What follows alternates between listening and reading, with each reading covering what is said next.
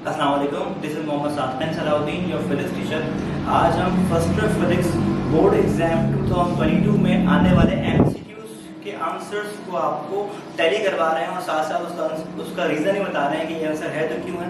तो बच्चों अपने क्वेश्चन पेपर को निकाल लीजिएगा, आप लोग सामने रखिएगा और उसके बाद मैं पढ़ रहा हूँ, आप देखते रहें। पहले एमसीक्यूज है, the SI unit of angular momentum is. Angular momentum की एसआई यूनिट क्या होती है बच्चों, आपको याद होना चाहिए। एंगुलर मोमेंटम की एसआई यूनिट क्या होती है, जूल सेकंड होती है। उसके बाद कहा गया अगर velocity of the body double हो जाए और मास जो है वो 1/4 हो जाए तो काइनेटिक एनर्जी क्या होगी। वो जो आपको पता है काइनेटिक एनर्जी का फॉर्मूला होता है हाफ mv², ठीक है। अगर हम स्टेट की बात करें बच्चों, डैश लगा देंगे, हाफ लगा देंगे।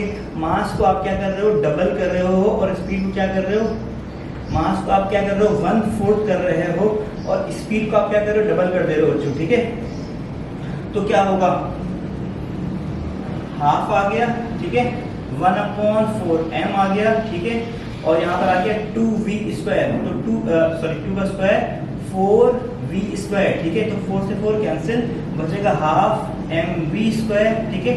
और यहाँ पर होगा बच्चों हाफ mv² क्या होगा, ke हो जाएगा। मतलब जो बाद वाली स्टेट है वही पहले वाली स्टेट आ जा रही है। इसका मतलब ये हुआ कि काइनेटिक एनर्जी क्या होगी, रिमेन अनचेंज होगी, ठीक है, अनचेंज होगी। तो सेकंड ऑप्शन, सेकंड आंसर जो है बच्चों क्या है, अनचेंज है।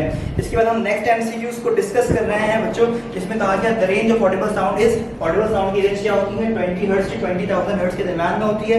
उसके बाद ब्रैग लॉ क्या होता है बच्चों, ब्रैग लॉ होता है 2d sin थीटा। इसके बाद कहा गया अगर a डॉट b 0 है और a क्रॉस b 0 है तो a 0 नहीं तो क्या होगा, b 0 होगा, ठीक है। उसके बाद कहा गया है कि बताइए एक ऑब्जेक्ट अगर विस्कस फ्लूइड में टर्मिनल वेलोसिटी से मूव कर रहा है तो उसकी वेलोसिटी क्या रहेगी। आपको पता है टर्मिनल वेलोसिटी हमेशा क्या होती है, फ्लूइड के अंदर कांस्टेंट रहती है। इसके बाद कहा गया नेक्स्ट क्वेश्चन है कि एंगल क्या होता है सेंट्रीपिटल एक्सेलरेशन का और टेंजेंशियल एक्सेलरेशन का। तो सर्कुलर मोशन में एक्सेलरेशन, सेंट्रीपिटल एक्सेलरेशन और टेंजेंशियल एक्सेलरेशन जो होते हैं परपेंडिकुलर होते हैं, मतलब 90 डिग्री के ऊपर होते हैं बच्चों। उसके बाद कहा गया है 1 किलोवाट और किसके बराबर है, 1 किलोवाट और किसके बराबर बच्चों, 3.6 एक्सपोनेंट 6 जूल के बराबर है। इसके बाद नेक्स्ट क्वेश्चन है हमारा कि the dot product of force and ninth MCQ discuss कर रहे हैं। The weight of a man is 600 Newton on earth, his weight on the moon will be. और ग्रेविटी ऑन द मून जो है आपको गिवन है, ग्रेविटी ऑन अर्थ के 1/6 है। बच्चों मैं यहाँ पर सॉल्व कर रहा हूँ, आपने इसको आंसर को देखना है, ठीक है, कि ये आंसर कैसे आ रहा है जरा देखना है आपने बच्चों। कि वेट ऑन मून कहा गया है, ग्रेविटी ऑन मून जो है 1/6 है ग्रेविटी ऑन अर्थ के मुकाबले में, तो वेट ऑन मून भी क्या होगा, 1/6 होगा वेट ऑन अर्थ के मुकाबले में। तो बच्चों वेट की वैल्यू कितनी है, 600 है, तो आंसर क्या आएगा, 100 न्यूटन आपके पास आएगा वेट ऑन मून। तो 100 न्यूटन है वेट ऑन मून, ठीक है। इसके बाद नेक्स्ट क्वेश्चन है MCQ number 10, the dot product of force and velocity is. Force और वेलोसिटी के डॉट प्रोडक्ट क्या होता है बच्चों, फोर्स और वेलोसिटी का डॉट प्रोडक्ट क्या होता है, पावर होता है। इसके बाद नेक्स्ट क्वेश्चन में कहा गया है हाइजेंस प्रिंसिपल जो है वो इस्तेमाल होता है क्या करने के लिए, पोजीशन ऑफ वेव फ्रंट को फाइंड करने के लिए हाइजेंस प्रिंसिपल यूज होता है। इसके बाद कहा गया नेक्स्ट क्वेश्चन में कि if f is equal to 3i and d is equal to 6j, यहां मैं लिख रहा हूं बच्चों f क्या है, 3i है और d क्या है, 6j है। तो मतलब ये हुआ फोर्स लग रही है x एक्सिस पे और डिस्प्लेसमेंट y एक्सिस के ऊपर है। तो एंगल कितना हो गया, 90 डिग्री हो गया। अगर एंगल 90 डिग्री हो तो वर्क डन 0 होता है। तो बच्चों यहां पर आंसर क्या आएगा, 0 जूल आ जाएगा, ठीक है। इसके बाद नेक्स्ट क्वेश्चन आपके सामने लिखा हुआ है, उसको मैं सॉल्व भी कर दूंगा, ठीक है। आपने देखना है बच्चों, सवाल में कहा गया है कि ट्रक कवर कर रहा है डिस्टेंस 360 किलोमीटर, ठीक है, और स्पीड निकालनी है distance divide by time, 360 divide by 5 कर देंगे हम, तो यहाँ पर हमारे पास आएगा 72 किलोमीटर पर आवर। तो बच्चों यहाँ पर आंसर है 72 किलोमीटर पर आवर। इसके बाद नेक्स्ट है 14 MCQs, the point which describe the motion of a whole system of a body, इसको हम क्या बोलते हैं, वो पॉइंट जिसकी मोशन की वजह से आप कहते हो बॉडी मूव हो रही है, उसको बोलते हैं सेंटर ऑफ मास। इसके बाद नेक्स्ट एमसीक्यू है बच्चों आपका, wave front near the point source is.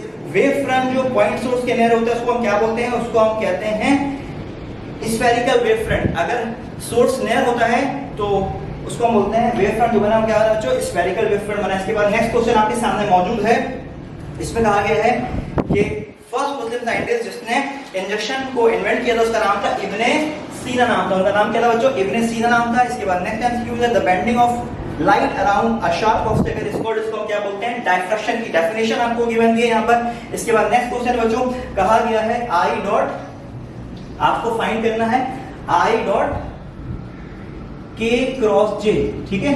अब आपको पता है बच्चों k क्रॉस j क्या होता है, k क्रॉस j होता है माइनस आई, तो i डॉट माइनस आई क्या होगा, माइनस का 1 हो जाएगा, तो आंसर क्या होगा माइनस का 1। 18 का आंसर क्या है बच्चों, माइनस का 1 है। इसके बाद नेक्स्ट क्वेश्चन है 19 के फोर्स जो सिंबल पेंडुलम को लग रही होती है वो कितनी होती है, mg sin थीटा होती है, क्योंकि टेंशन से mg cos थीटा क्या हो जाता है, कैंसिल हो जाता है, तो फोर्स जिसे मूव कर रहा था क्या होता है, mg sin थीटा होता है। इसके बाद कहा गया है डायमेंशन क्या होगी, एंगुलर मोमेंटम और लीनियर मोमेंटम की रेशियो की। तो बच्चों मैं लिख देता हूं, यहाँ पर आपने देखना है कि एंगुलर मोमेंटम और लीनियर मोमेंटम का रेशियो निकालना है, तो ये होता है r क्रॉस p या rp, और यहाँ पर होता है p, तो p से p कैंसिल, बचेगा r डिस्टेंस है, इसकी डायमेंशन क्या होती है, l होती है, तो यहाँ पर आंसर क्या आएगा, l आएगा, ठीक है।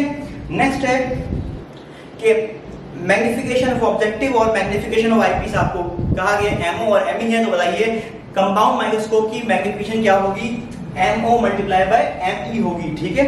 इसके बाद नेक्स्ट एमसीक्यू से एक बॉडी है जो पुश कर रही है टॉय कार को, फोर्स लगाकर इतनी 10 न्यूटन की, और डिस्प्लेसमेंट कितना तय हुआ, 2 मीटर तय हुआ, तो वर्क क्या होगा, वर्क डन बाय ग्रेविटी कहा गया बच्चों, क्या कहा गया, वर्क डन बाय ग्रेविटी। तो ग्रेविटी ने कोई वर्क नहीं करना है, तो यहाँ पे आंसर क्या आएगा, 0 आ जाएगा, ठीक है, क्योंकि फोर्स ऑफ ग्रेविटी या वेट जो होगा वो उसके ऊपर क्या होगा बच्चों, परपेंडिकुलर होगा, तो यहाँ पर वेट जो वर्क होगा क्या होगा, 0 0 होगा, ठीक है।